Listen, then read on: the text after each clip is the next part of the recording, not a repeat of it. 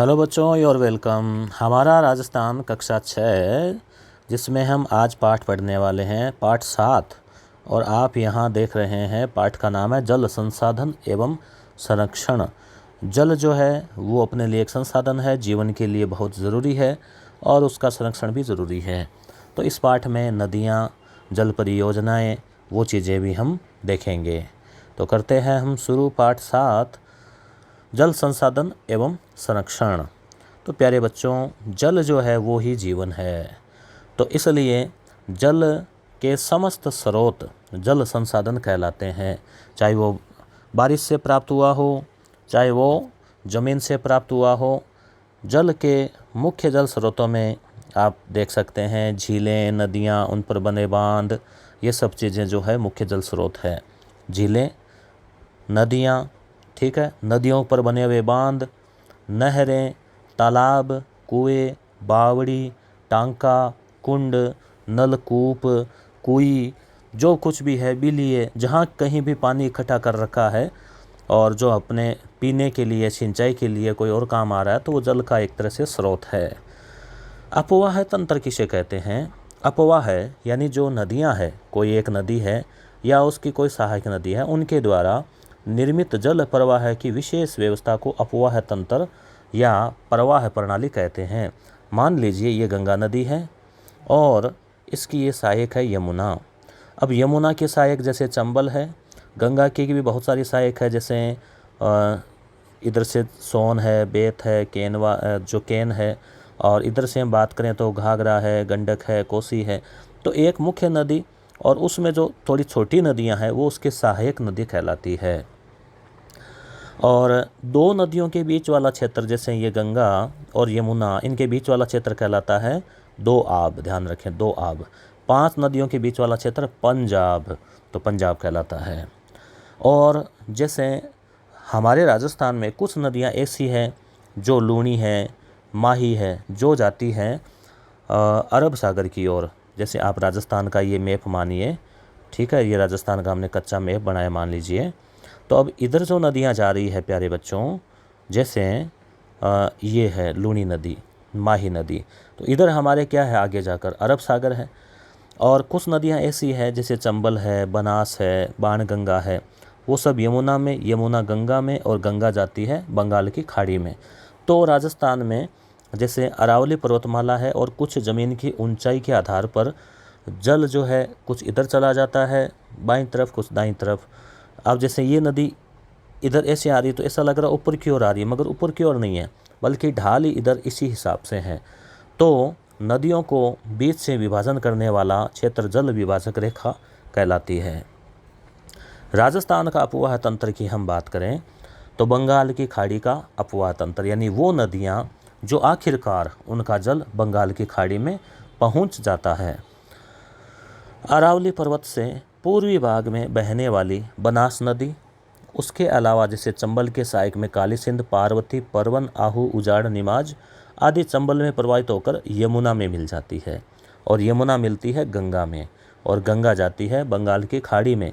इस तरह से ये जो नदियां हैं बनास, काली सिंध, ये सब बंगाल की खाड़ी का अपवाह तंत्र कहलाता है।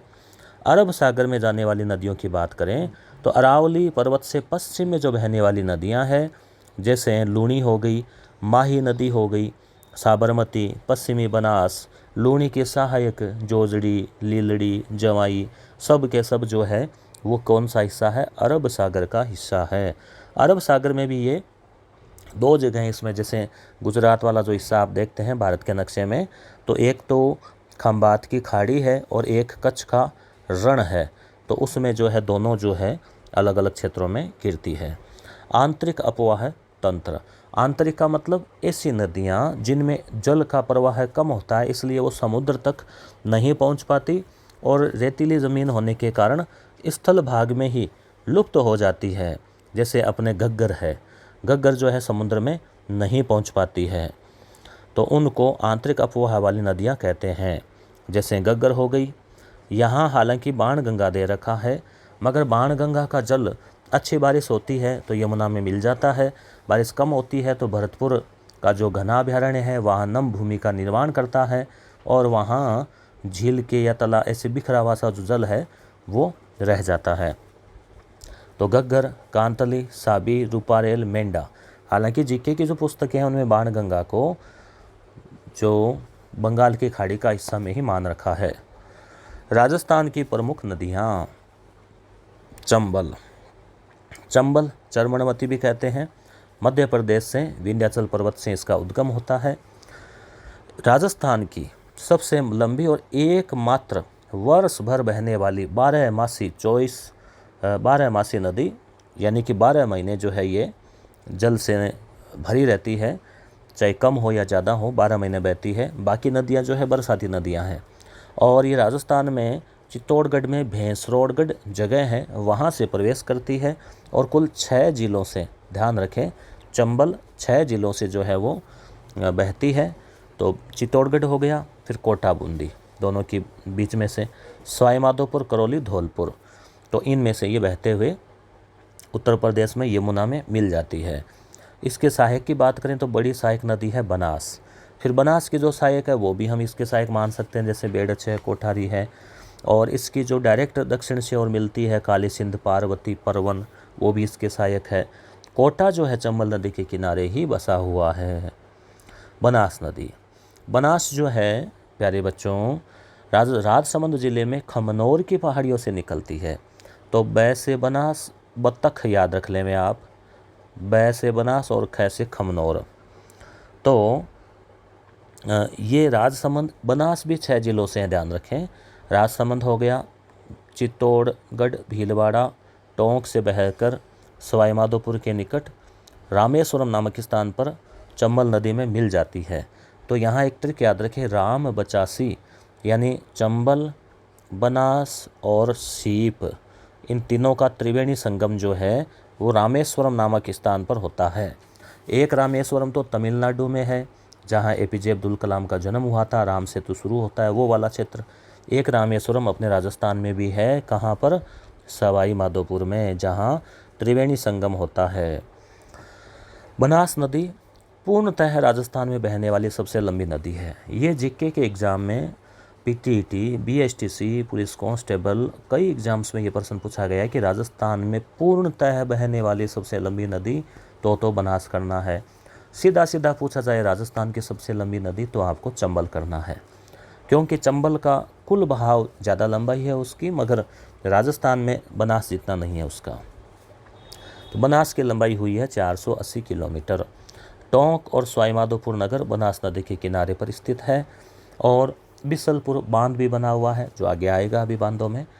और बनास की प्रमुख नदियों में सहायक में मेनाल, कोठारी, बेड़च, खारी। एक ट्रिक है, मो को बेच खा, मो को, तो मोरेल, मोरेल, कोठारी, बेड़च, खारी, मानसी, ठीक है, ये सब बनास की सहायक है। और बनास किसकी सहायक है? चंबल की। चंबल किसकी सहायक है? यमुना की। यमुना किसकी है? गंगा की। गंगा कहाँ जाती है? तो गंगा बाजार जाती है ऐसा नहीं, गंगा जाती है बंगाल की खाड़ी में। तो इस तरह से जो है ये बंगाल की खाड़ी का हिस्सा है। प्यारे बच्चों आगे बढ़ते हैं हम। तो इसमें आप देखिए लूणी, लूणी नदी जो है, नाम है लूण, लूण अपने राजस्थान में कहते हैं खारे को।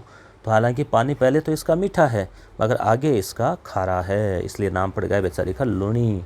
तो ये अजमेर ज़िले से गोविंदगढ़ के निकट, ये भी देखो 6 जिलों से, ध्यान रखें 3 बड़ी नदियां हैं राजस्थान में।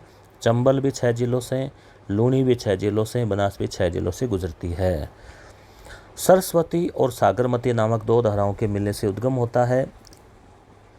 अजमेर, नागौर, पाली, जोधपुर, बाड़मेर, जालौर जिलों में बहने के बाद देखो अजमेर हो गया, नागौर हो गया, पाली हो गया, जोधपुर, बाड़मेर और जालौर में बहने के बाद कच्छ की खाड़ी में गिर जाती है। परीक्षा में आपको ऑप्शन में खंबात की खाड़ी भी दे सकते हैं, तो आपका गलत हो जाएगा, इसलिए ध्यान रखें कच्छ की खाड़ी है। तो अरब सागर के दोनों क्षेत्र, मगर ये उसमें और डिवाइडेशन अगर करें तो बाड़मेर के बालोतरा तक तो इसका पानी मीठा है, उसके बाद में खारा हो जाता है। आप सोचेंगे ऐसा क्यों?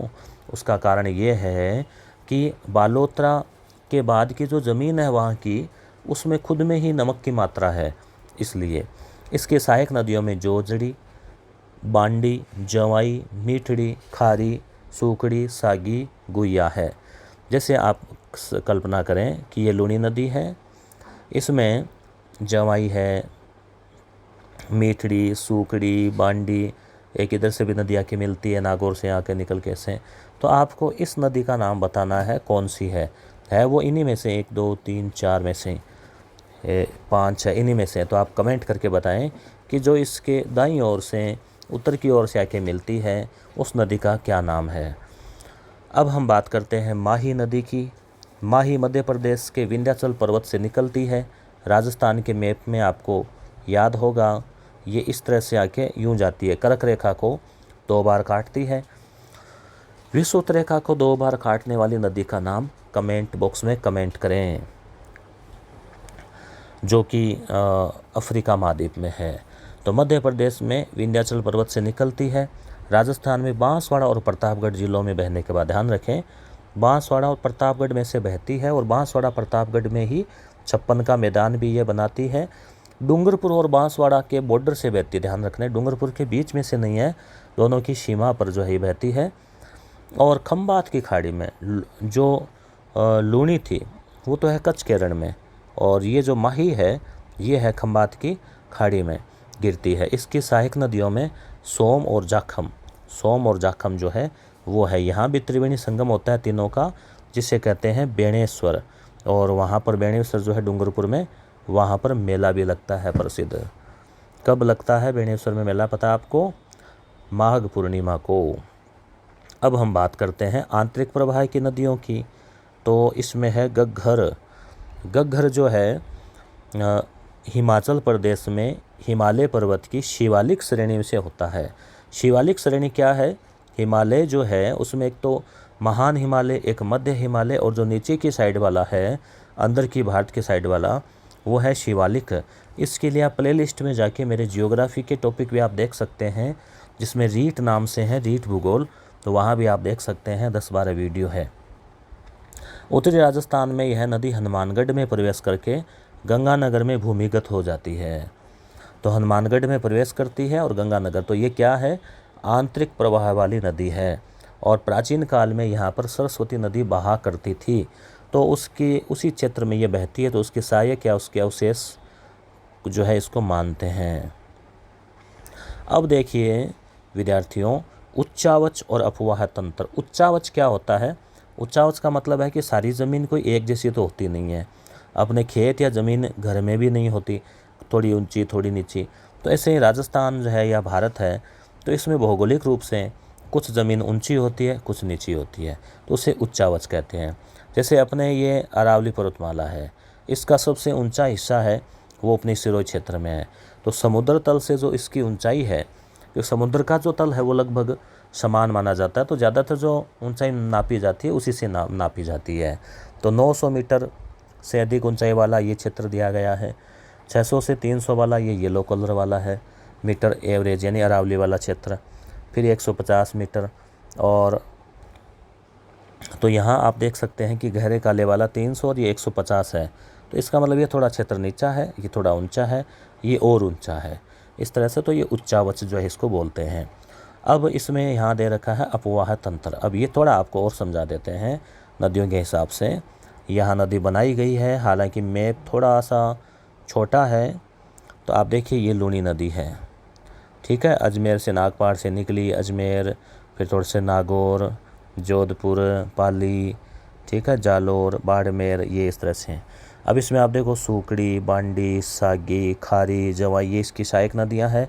इधर से आती है वो है इसकी जोजड़ी, और ये खारी नदी है, ये बनास नदी है जो राजसमंद के खमनौर से निकल के ऐसे जाके और फिर इस तरह से जो है चंबल में मिलती है। और मोरेलर, कोठारी, वो इसकी सहायक है। ये बाणगंगा नदी है, जयपुर से निकलकर यहाँ लुप्त हो जाती है, कई बार ये यमुना भी मिल जाती है। कांतली शेखावाटी क्षेत्र की आंतरिक प्रवाही नदी है साबी भी, जो है जयपुर और सांबर झील में मिल जाती है। तो इस तरह से जो है ये नदियाँ, चंबल को आप समझिए, चंबल इधर से आती है और चित्तौड़गढ़ में 84 गढ़ से प्रवेश करके, और ये देखो आप चित्तौड़गढ़ हो गया, कोटा बूंदी का बीच का भाग हो गया, 3 जिले। उसके बाद में इसके यहाँ सवाई माधोपुर, करौली और धौलपुर से, यानी ये एमपी और राजस्थान का बॉर्डर और कोटा बूंदी का बॉर्डर बनाते हुए इस तरह से जो है ये चंबल नदी है, इसमें मिल जाती है बनास। और ये इसकी पार्वती, परवन, काली सिंध, आहू, उजाड़, नीमाज वो नदियाँ जो है वो इसकी सहायक नदियाँ हैं। तो इस तरह से चंबल नदी, बनास नदी और इनकी सहायक नदियाँ तो है बंगाल की खाड़ी का हिस्सा, और लूणी है, माही है, और लूणी की सहायक, माही की सहायक वो सब है अरब सागर का हिस्सा। लूणी जाती है कच्छ के रण में, ये जाती है खंबात की खाड़ी में, और घग्गर नदी जो है वो उत्तरी राजस्थान में इधर से आके यहाँ तक बहती है। तो इस तरह से प्यारे बच्चों ये जो है अपवाह तंत्र का संक्षेप में जो है हमने इसको शुरुआती स्तर पर इसको देखा है। अब आता है राजस्थान की प्रमुख नदी घाटी परियोजनाएं। नदी घाटी परियोजना क्या होती है? जो नदी है, नदी का पानी को अगर हम रोकेंगे नहीं, उसका उपयोग नहीं करेंगे तो सारा का सारा पानी समुद्र में चला जाएगा और खारा बन जाता है वहाँ, तो उसका कोई खास उपयोग नहीं हो पाता। इसलिए विज्ञान और तकनीक की मदद से नदियों के ऊपर बांध बना लिए जाते हैं। तो नदियों पर बांध बनाने से जल विद्युत का उत्पादन हो जाता है। कैसे? बांध बना दिया, मान लीजिए ऊंची दीवार बना दी नदी के ऊपर, तो नदी का पानी पीछे इकट्ठा हो गया। अब यहाँ गेट बना दिए, तो उन गेट में से पानी आएगा बड़े प्रेशर से, तो ऊंचाई से गिरेगा तो यहाँ टरबाइन रख कर और उसको टरबाइन पर पानी गिरेगा तो वो बेल्ट उसका घूमेगा, और जो है इस तरह से जेनरेटर को ऊर्जा मिलेगी और फिर बिजली बनेगी। अब उनको ये पानी को रोक कर उसका सीमित उपयोग भी किया जा सकता है अलग अलग क्षेत्रों में। सिंचाई के लिए मान लो नहर निकाल के भेज दिया, पेयजल के लिए स्टोर कर दिया, या फिर सप्लाई के लिए भेज दिया। वृक्षारोपण है, भूमिगत जल को बढ़ाना है, बाढ़ में नियंत्रण भी होता है। अगर मान लीजिए बांध बना हुआ है तो मृदा के कटाव को रोका जा सकता है। पर्यटन की दृष्टि से झरने हैं, उनको देखने के लिए लोग आते हैं। तो इस तरह से नदी घाटी परियोजना से कई प्रकार के उद्देश्य पूरे होते हैं, इसीलिए इसको बहुउद्देशीय, बहुत सारे उद्देश्य वाली परियोजना भी कहते हैं। नेहरू जी ने, पंडित जवाहरलाल नेहरू जी ने इन नदी घाटी परियोजनाओं को क्या कहा? आधुनिक भारत का मंदिर, कि एक तरह से मंदिर में जैसे भगवान कृपा करते हैं वैसे ही बांध जो है वो एक तरह से हम सब पर कृपा करते हैं, और सिंचाई और अन्य सब पीने के पानी सबके लिए बहुत महत्वपूर्ण है, यानी एक तरह से पूजनीय है ये। राजस्थान में चंबल, माही, बिसलपुर, सरदार सरोवर आदि प्रमुख नदी घाटी परियोजनाएं हैं। अब हम सबसे पहले चंबल नदी है, उस पर जो नदी घाटी परियोजना बनी हुई है उसके बारे में बात करते हैं। तो प्यारे बच्चों, पाठ थोड़ा सा बड़ा है, धैर्य रखें। राजस्थान और मध्य प्रदेश, ध्यान रखें, ये प्रश्न परीक्षा में पूछा जाता है। चंबल नदी में कौन कौन से राज्य शामिल है? राजस्थान और मध्य प्रदेश दो ही है, इनकी संयुक्त परियोजना है ये। और इस परियोजना पर कुल 4 बांध बने हैं चंबल नदी के ऊपर। गांधी सागर तो मध्य प्रदेश में है, मंदसौर में, और राजस्थान में 3 बांध है। चित्तौड़गढ़ में राणा प्रताप चित्तौड़गढ़ के थे, और कोटा में जवाहर सागर और कोटा बैराज। तो राजस्थान में कुल 3 बांध है, राणा प्रताप सागर, कोटा में कोटा बैराज और जवाहर सागर, और गांधी सागर रह गया मध्य प्रदेश में। तो इस तरह से दोनों की संयुक्त परियोजना है, इससे जल विद्युत और सिंचाई की सुविधाएं भी मिलती है।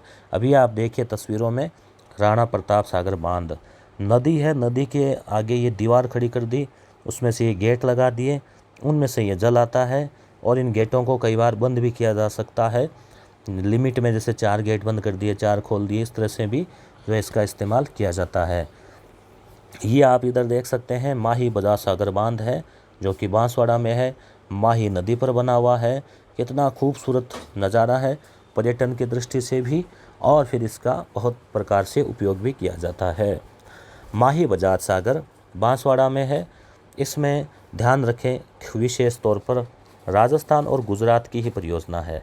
कई बार आप ये सोच लेते हैं कि मध्य प्रदेश से आ रही है तो एमपी भी इसमें शामिल होगा, नहीं, केवल इसमें राजस्थान और गुजरात, क्योंकि एमपी से तो सीधी आती है तो वहाँ पहाड़ी इलाका है तो इसका इस्तेमाल नहीं हो पाता। इसमें भी जल विद्युत और पेयजल की सुविधा मिलती है। आगे हम बात करें बिसलपुर परियोजना। राजस्थान के टोंक जिले के टोडा राय सिंह नगर के पास बिसलपुर गांव है, वहाँ पर बनास नदी पर बिसलपुर बांध बना हुआ है, जिससे जयपुर, अजमेर, टोंक सहित कई क्षेत्रों को पीने का पानी जो है मीठा वो मिलता है। क्या आपके क्षेत्र में कोई नदी परियोजना या बांध या कोई पीने के पानी के लिए नहर की सुविधा है तो आप ज़रूर कमेंट करके बताएं। जैसे हमारे सुजानगढ़ में जो है इंदिरा गांधी नहर का पानी आने लगा है, मीठा पानी, तो बड़ा स्वाद भी है और बाकी यानी जैसे स्नान वगैरह में बहुत अच्छी उसमें जो है साबुन वगैरह उसमें इस्तेमाल हो जाता है, लगती है, कपड़े वपड़े धोते हैं तो भी। सरदार सरोवर परियोजना गुजरात, मध्य प्रदेश, महाराष्ट्र और राजस्थान, ये ध्यान रखें, 4 जो है इनकी है, ध्यान रखें। सरदार सरोवर में इम्पोर्टेंट चीज़ है, ध्यान रखें। देखो गुजरात में तो ये है ही बना हुआ बांध, राजस्थान में इसका पानी आ ही रहा है 2 जिलों में। अब मध्य प्रदेश से ये नदी आती है तो मध्य प्रदेश में भी काफ़ी लंबाई तक ये बहती है नर्मदा नदी, तो वहाँ हो गया। और महाराष्ट्र को भी इसका भेजा जा रहा है लाभ, तो 4 राज्य इसमें हो गए। गुजरात में नर्मदा नदी पर बना हुआ है सरदार सरोवर बांध, और राजस्थान में बाड़मेर और जालोर में उन धोरों के बीच में भी इस नदी का पानी जो है वो पहुंच चुका है और लोग पी रहे हैं और सिंचाई कर रहे हैं। तो देखिए ये एक तरह से आधुनिक तकनीक, विज्ञान और सरकार की मेहनत और सभी जो है उनके प्रयासों का नतीजा है।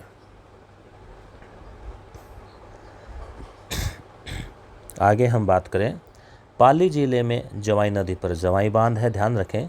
डूंगरपुर में सोमकमला अंबिया परियोजना है, उदयपुर में मानसी वाकल है, प्रतापगढ़ जिले में जाखम है।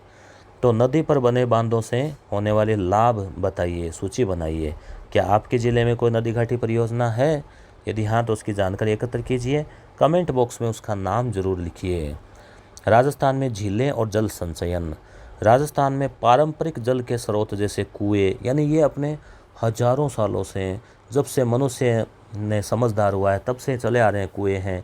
फिर पिछले कुछ 1000-2000 सालों में जो राजा महाराजा है, जो जागीरदार है या जो कोई प्रशासक है, उन्होंने भी इनको बढ़ावा दिया। बावड़ी है, जोहड़ है, टांका है, खड़ीन है आदि पाए जाते हैं।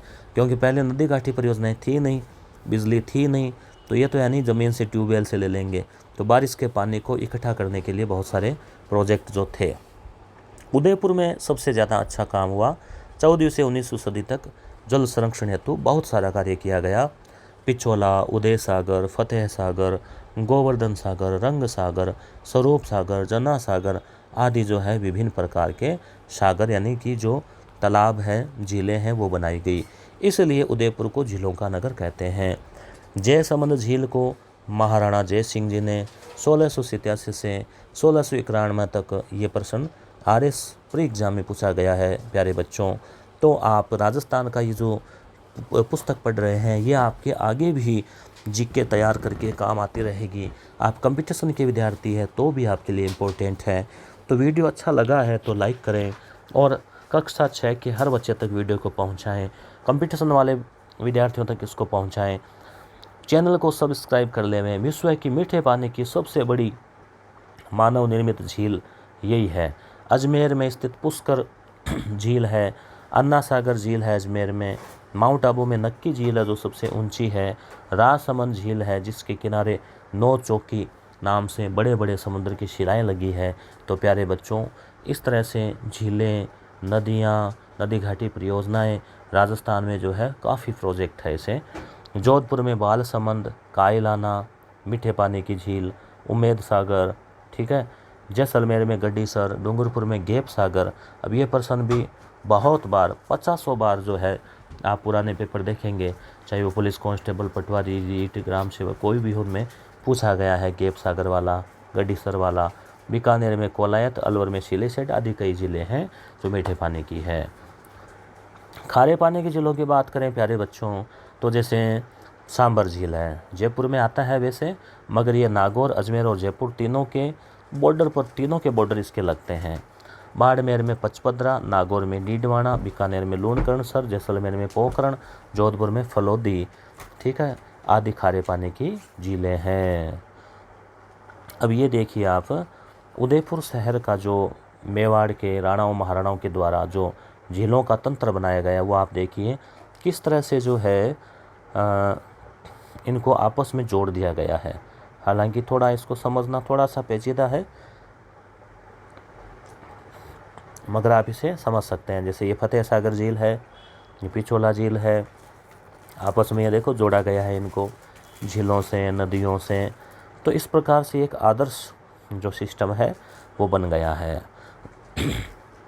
जल संरक्षण यानी जल को बचाना हमारा दायित्व है। व्यर्थ में कहावत भी है कि पानी को व्यर्थ बहाने से पाप लगता है। इसका मतलब यही हो गया प्यारे बच्चों कि पानी को व्यर्थ नहीं बहाना चाहिए। कई लोग ऐसे हैं जिनको दूर दूर तक जाना पड़ता है, लाइन में लगना पड़ता है, तो पानी को व्यर्थ में नहीं बहाएं। हाँ, नहाने के लिए, कपड़े धोने के लिए, पीने के लिए इस्तेमाल कीजिए, पर अनावश्यक उसको जो है नल छोड़ दिया चालू और है, इस प्रकार से हमें नहीं होना चाहिए। हमें जलाशय में घरेलू और औद्योगिक अपशिष्ट नहीं डालने चाहिए। तालाब है, जलाशय है, कचरा डाल दिया तो वो नष्ट हो जाएगा। स्नान कर लिया उसके निकट तो साबुन के पानी से, गंदे पानी से ख़राब हो जाएगा, उसको चाहे न इंसान पी पाएगा न पशु। तो वृक्षारोपण करना चाहिए ताकि अच्छी बारिश हो। भूमिगत जल को बढ़ाना चाहिए, बारिश के पानी को रोक कर।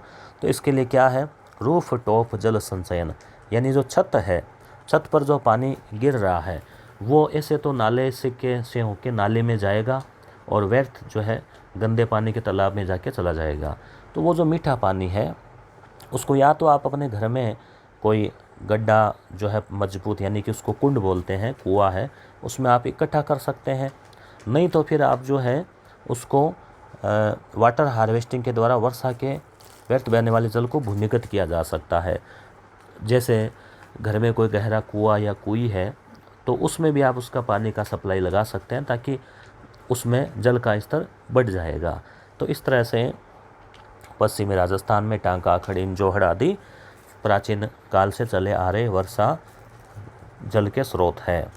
ये शब्दावली है भूगर्भिक यानी भूमि के अंदर, अपवाह यानी नदी जल का बहना, टांका यानी जो कुएनुमा संरचना, खड़ीन यानी कृषि के लिए जल संरक्षण हेतु बनाई गई संरचना, जोहड़ यानी वर्षा जल रोककर भूमिगत जल को बढ़ाने हेतु बनाई गई संरचना, यानी एक तरह से छोटा तालाब।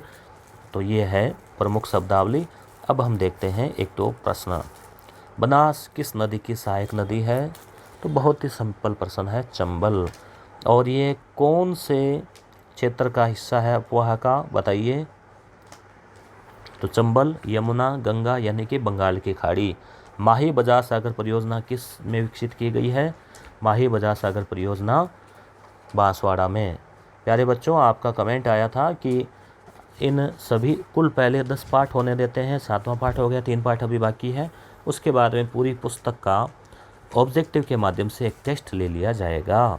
तो चंबल के सहायक नदियाँ, नदी घाटी परियोजनाएं, इनके नाम आपको लिखने हैं या रिवीजन करने हैं। वीडियो आपको अच्छा लगा होगा, धन्यवाद।